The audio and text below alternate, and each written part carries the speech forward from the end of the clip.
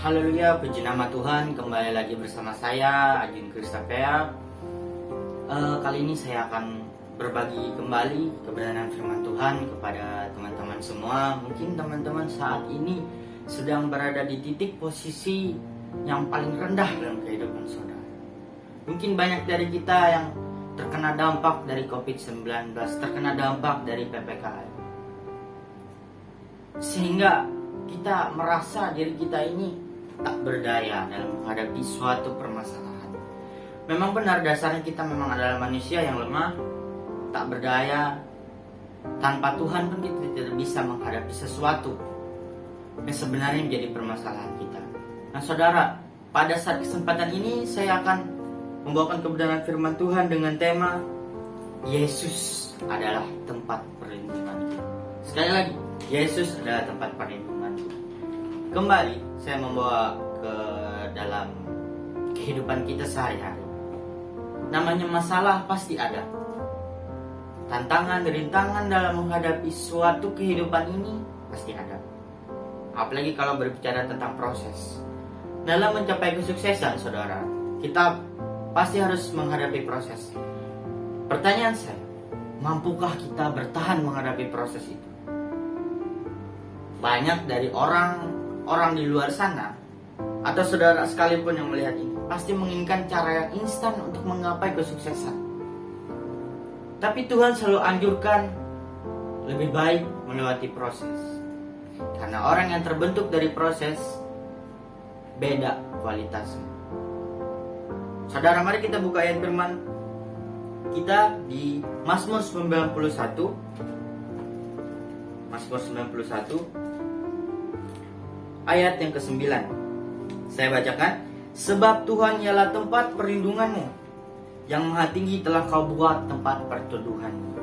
Saudara, ayat ini ditulis oleh Musa kepada bangsa Israel. Karena Musa tahu bangsa Israel ini selalu beranggapan ketika mereka di padang gurun, mereka itu dibawa ke tempat ke daerah yang membuat mereka mati gitu.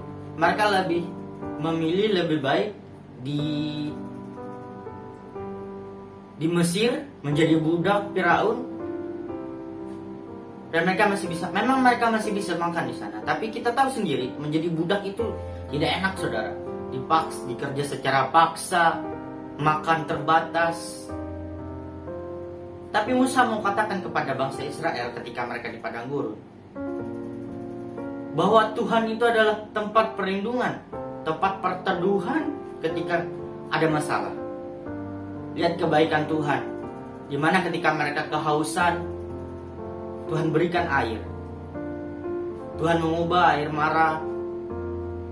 air yang pahit menjadi manis agar mereka bisa minum.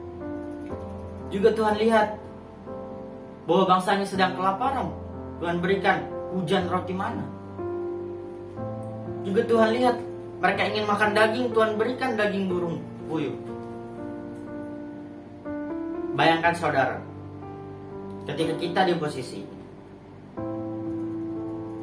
hidup memang sulit, permasalahan selalu datang, apalagi dalam keadaan kita seperti sekarang COVID-19 ini sedang menghantui kita, merajalela, menghabisi segala aspek kehidupan kita. Dari perekonomian, pendidikan kita, bahkan aktivitas kita sehari-hari pun ikut dihancurkan sama COVID-19 ini. Dampaknya besar. Tapi saya mau bilang satu, ada Tuhan tempat perlindungan kita. Ada Tuhan Yesus yang siap menjadi sandaran kita, saudara-saudara. Saya ingin bersaksi sedikit ketika saya mempunyai kehidupan yang sangat titik terberat saya. Saya ingin bunuh diri dan sebagainya. Saya pikir hidup saya ini hanya sampah, hidup saya hanya menjadi beban keluarga. Tapi Tuhan berikan titik cerah kepada saya ketika saya mulai datang sujud dan berdoa kepadanya, saudara. Betapa indah pertolongan Tuhan. Tuhan berikan jalan keluarnya, Tuhan berikan titik terang kepada saya bahwa hidupmu harus menjadi seorang pemberita firman. Alhasil saudara, ketika saya datang sujud di dalam hadirat Tuhan yang indah, yang membawa kedamaian di dalam hati saya. Saya datang, Tuhan, apa yang harus saya perbuat? Saya tidak bisa apa-apa tanpa-Mu, Tuhan. Bahkan permasalahan yang saya hadapi membuat saya selalu tertunduk, menangis, tak berdaya apa-apa. Tapi Tuhan katakan, Ajun, mari bangkit. Kamu masih punya kesempatan. Aku selalu menyertai-Mu. Allah itu adalah Allah Immanuel, Allah yang selalu beserta kita, saudara. Jadi mulai hari ini jangan pernah takut untuk melangkah. Apalagi kamu mempunyai mimpi yang besar untuk membahagiakan keluargamu, orang tuamu. Jangan pernah takut untuk melangkah. Mungkin tantangan, halangan, rintangan besar, proses yang kita hadapi sangat membuat kita jatuh, sakit, terkikis, tak berdaya, bahkan ditindas.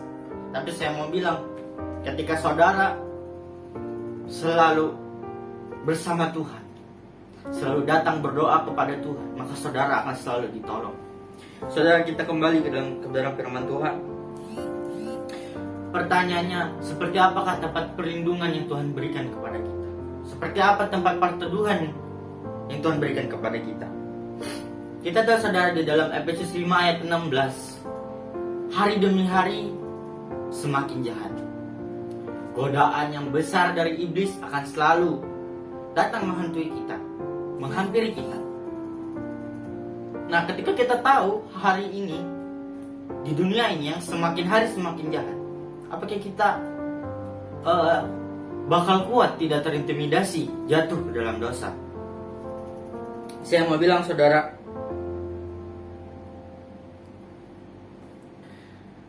dunia ini merusak moralitas kita sebagai umat Tuhan. Lihat perkembangan zaman sekarang. Saya jujur, ketika saya melihat perkembangan zaman sekarang, mungkin ada sisi negatif, ada sisi positif. Tapi kebanyakan sisi negatif yang muncul. Memang kita perlu teknologi, kita perlu internet, kita perlu juga hal yang lainnya. Tapi saya mau bilang, gunakan kesempatan ini sebaik mungkin. Jangan sampai mau terintimidasi dengan godaan-godaan duniawi yang sangat hebat, yang mampu merusak moralitas kita. Duniawi dapat mengganggu hubungan kita dengan Tuhan, mengganggu hubungan intim kita yang selama ini baik dengan Tuhan, ternyata bisa hancur gara-gara akibat hal-hal duniawi. Jadi saudara, Tuhan sebagai tempat perlindungan, perteduhan kita, ada syaratnya juga.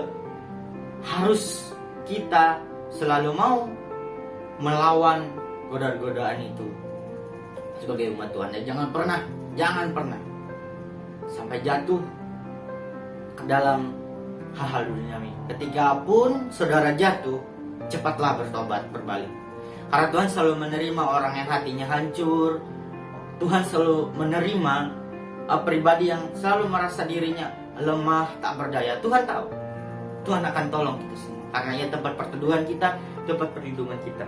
Dan selanjutnya, saudara, ketika kita menjadikan Tuhan Yesus itu adalah tempat perlindungan dan tempat perteduhan kita,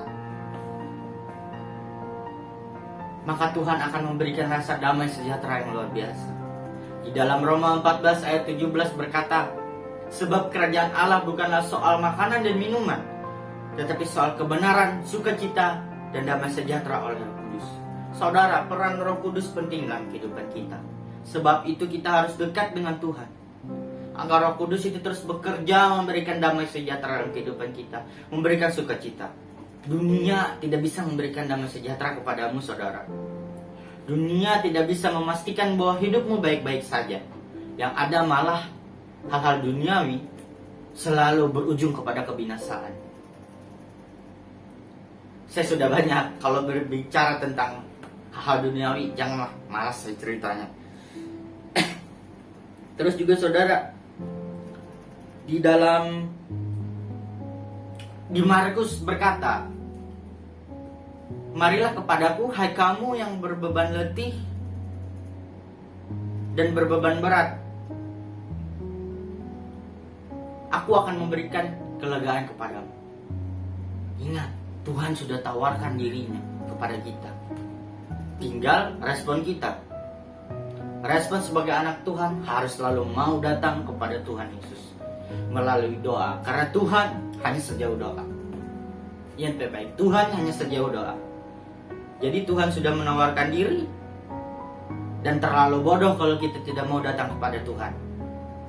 Jadi apapun permasalahanmu, apapun yang kamu hadapi pada saat ini, di posisi terendahmu, datanglah kepada Tuhan Yesus. Karena Yesus sudah menawarkan dirinya untuk menjadi tempat perteduhan, tempat perlindungan kita. Saudara, saya mau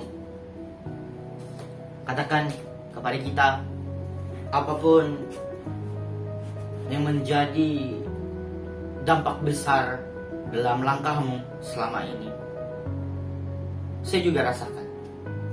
Setiap orang prosesnya berbeda-beda, setiap orang perkembangannya berbeda-beda. Tapi saya mau bilang, teruslah melangkah bersama Tuhan. Karena Tuhan yang punya kehidupan kita, Tuhan yang berdaulat atas hidup kita. Setiap langkah kita, setiap hari kita, setiap detik kita, setiap menit kita, setiap jam hidup kita, Tuhan yang mengatur semua. Jadi teruslah melangkah kepada Tuhan. Saudara hanya perlu bermodal hati yang tulus, lutut untuk bersujud, tangan untuk melipat, dan mata untuk tertutup dalam memasuki hadirat Tuhan. Hanya itu yang saudara perlukan. Dan percaya ketika saudara telah datang mengatakan semua bebanmu kepada Tuhan, maka saya yakin dan percaya Tuhan beserta kita. Tuhan besertamu. Tuhan akan mampukan kamu menghadapi hal yang mustahil bagimu. Tuhan akan mampukan kamu. Demikianlah kebenaran firman Tuhan yang bisa saya bawakan. Semoga memberkati kita semua. Dan akan saya tutup dengan doa. Bapa yang ada di surga, yang kami panggil dalam nama Tuhan Yesus Kristus. Kami bersyukur Tuhan bila kehidupan kami pada saat ini, kami boleh menikmati cinta kasih Tuhan. Kami boleh menikmati karya kasih Tuhan dalam kehidupan kami. Engkaulah sumber perlindungan kami ya Tuhan. Engkaulah tempat perteduhan di setiap permasalahan kami, di setiap segala beban kami, di setiap segala letihnya kehidupan kami ini. Hanya Engkaulah sandaran terbaik bagi kami. Tuhan berkati saudara-saudara, teman-teman yang menonton video ini, yang mendengarkan kebenaran firman ini, biarlah mereka disadarkan bahwa Tuhanlah, bahwa Yesuslah menjadi titik terang dari setiap permasalahan yang ada, yang akan memampukan mereka semua Tuhan menghadapi permasalahan kehidupan mereka. Tuhan tahu apa yang harus Tuhan perbuat. Sebab itu hamba-Mu percaya Tuhan akan menolong kami terus. Tuhan akan melangkah bersama kami. Terima kasih Tuhan. Tuhan berkati bangsa dan negara kami. Hamba Tuhan yang lain yang melayani dari Sabang sampai Merauke ya Bapak. Tuhan berkati kehidupan mereka. Biarlah mereka menjadi berkat terus dimanapun mereka berada. Dan biarlah juga Tuhan kehidupan bangsa kami Tuhan pulihkan dari setiap sakit penyakit. Tuhan pulihkan dari COVID-19 ini. Dan biarlah semuanya kembali normal. Agar kehidupan kami Tuhan dapat kami gunakan untuk memuliakan nama-Mu. Untuk menjadi umat-Mu yang baik, yang berkenan di hadapan-Mu Tuhan. Terima kasih Tuhan, terima kasih Yesus. Terpujilah nama-Mu Tuhan. Nama-Mu yang dahsyat dan ajaib itu nama Tuhan Yesus Kristus menjadi juru selamat kami semua. Haleluya, puji